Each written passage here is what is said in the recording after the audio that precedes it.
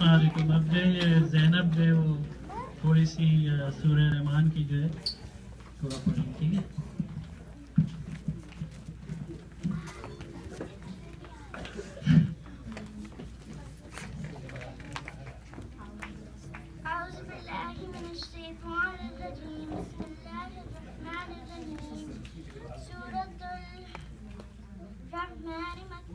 بسم الله الرحمن الرحيم.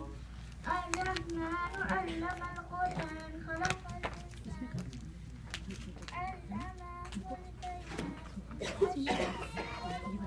علمه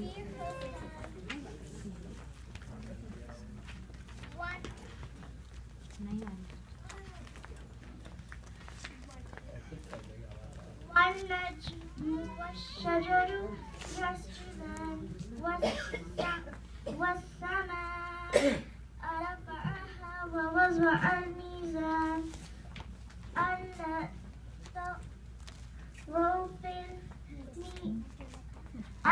تطغوا في الميزان وأقيموا الوزن بالقسط ولا تخسروا الميزان والأرض ووضعها للأنام فيها فاكهة والنخل ذات الأكمام والحب ذو العصف والريحان. فبأي آلاء ربكما تكذبان. صدق الله العلي العظيم.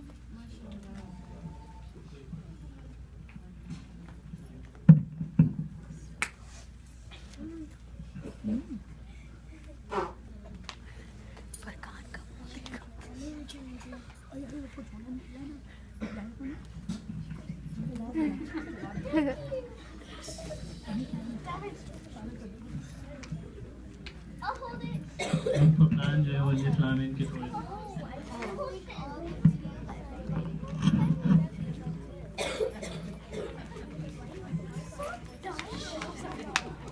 بسم الله الرحمن الرحيم.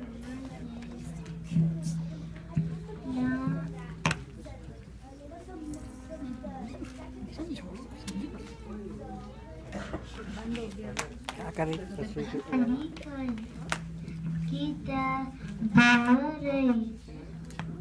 كتاب فيه هدى للمتقين الذين يؤمنون بالغيب يقيمون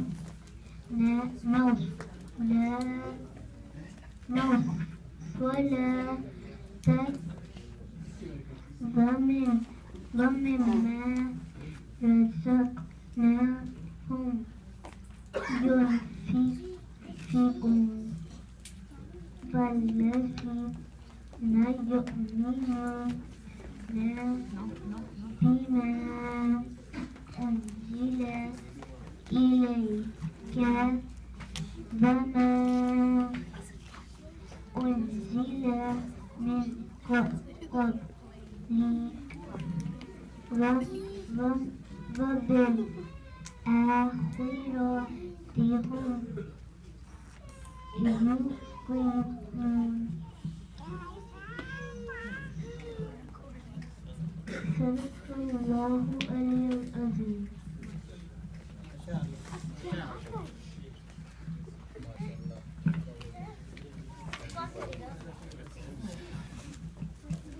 یہ افضالوں کو تھوڑا بچوں سے کچھ پڑھوائیں گے, افضالوں کے بتائیں گے. السلام علیکم. کہ صرف چھوٹے بچوں کو نہیں, بہت سے بڑے بڑے بچے بھی بیٹھے ہوئے ہیں, ان سے بھی بات کریں گے انشاءاللہ. تو آج جو اعوذ باللہ من الشیطان الرجیم بسم اللہ الرحمن الرحیم औज़ु बिल्लाह इसलिए पढ़ा है कि अल्लाह ताला का खुद हुक्म है कुरान में कि कुरान पढ़ने से पहले या उसकी बात करने से पहले औज़ु बिल्लाह पढ़ लिया करो, इसलिए कि कुरान पढ़ने के लिए पढ़ते वक्त शैतान सबसे ज़्यादा कोशिश करता है कि कुरान न पढ़ा जाए। बिस्मिल्लाहिर्रहमानिर्रहीम।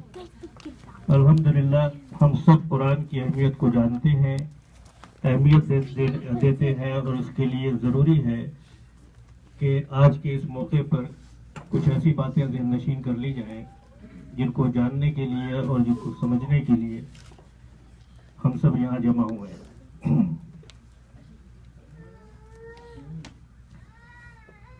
हम सब की जिंदगी में कुरान नाफिज हो जाए, ये इसी कोशिश का एक जो है ये नमूना है कि हम ये बच्चे पढ़ रहे हैं और भी बच्चे पढ़ेंगे, जो छोटे हैं, जो अभी शुरू नहीं किया है, वो लोग भी पढ़ेंगे। मगर हम सबको एक चीज़ ज़रूर जान लेनी चाहिए कि हमें कुरान से अपना रिश्ता मजबूत करना लाजिम है, और उसको मज़ीद समझने के लिए ज़रूरी है कि चंद बातें जहन में रख ली जाएं कि अगर हम से कोई ये सवाल करता है कि कुरान पढ़ना हमारे लिए क्यों ज़रूरी है, और ये कुरान जो हम पढ़ रहे हैं ये है क्या चीज़, ये महज एक किताब है। तो उलमा कहते हैं कि ये कुरान जो हमारे हाथ में है ये उस किताब की ये चौथी या पांचवी कापी है, या असल कह लीजिए, जो कुरान खुदा ताला के पास खुद लौहे महफूज में लिखा हुआ है। कुरान का लफ्ज़ हम कुरान जानते हैं, लेकिन कुरान की ख़ास बात यह है कि ये लफ्ज़ क़िरा से बना है। क़िरा का मतलब ये होता है कि जिसे पढ़ा जाए। तो हम सब ये बात अच्छी तरह ज़हन नशीन कर लें कि जिसको पढ़ा नहीं जाता है वो कुरान नहीं होता। और आम तौर पर एक रुझान ये नया पैदा हो रहा है कि लोग दूसरी आसमानी किताबों को भी वही अहमियत देने लगे हैं जो कुरान को दी जाती है। खुद कुरान में ये कहा गया है कि कुरान तमाम किताबों का अतर है या उसका अरक है ये। तो अब इस किताब के बाद किसी किताब की गुंजाइश नहीं है। और ख़ास बात ये है कि यही किताब जो है ये बच्चे भी पढ़ रहे हैं, और इसी किताब को पढ़ करके लोग बड़े बड़े आलिम भी बन रहे हैं। दुनिया की ये वाहिद किताब है जो हर लेवल के लिए एक ही किताब है। ये हमें ज़िंदगी का मकसद बताती है, इंसान बनने का रास्ता बताती है, और सबसे बड़ी बात यह है कि ये वाहिद किताब है जो हमें फ़िक्र करने, मुशाहिदा करने और हत्ता के तजर्बा करने की भी दावत देती है। ये वाहिद किताब है, इसके अलावा कोई ऐसी किताब दुनिया में मौजूद नहीं है जिसने हर मौजू के ऊपर बात की है। ये वाहिद किताब है जो कानून भी बनाती है। दुनिया का कोई कानून की किताब ऐसी नहीं है जो कानून बनाने के साथ साथ आपको कानून पर अमल करना भी सिखाए और आपको कानून का बनाने वाला भी बना दे। दुनिया में हम अगर ये समझे कि हमें इसकी ज़रूरत क्या है, कि हर इंसान जिंदगी में तीन चीज़ें चाहता है कि कामयाबी उसे मिले, सुकून मिले, और ये सब कुछ आसानी से मिल जाए। आसानी और सुकून क़ल्ब के साथ दायमे का ख्याल सिर्फ कुरान से ही मिल सकता है। मगर मुश्किल ये है कि हम कुरान को पढ़ते तो हैं, लेकिन उसे समझने के लिए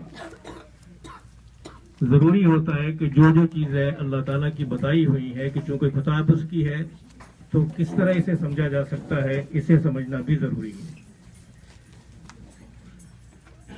और क्योंकि ये बात हम इसलिए कह रहे हैं कि आजकल बदलते हुए रुझान में ये कहा जाता है कि जब तक कुरान को पढ़ते हुए आपके तमाम के तमाम सेंसेस काम नहीं कर रहे हैं, यानी पांचों हवा से खमसा पूरी तरह मुतवज्जे नहीं होंगे, तो कुरान को उस तरह समझा नहीं जा सकता है, दिल में नहीं उतर सकता है, दिमाग पर उसका असर नहीं हो सकता है जो उसकी ज़रूरत है।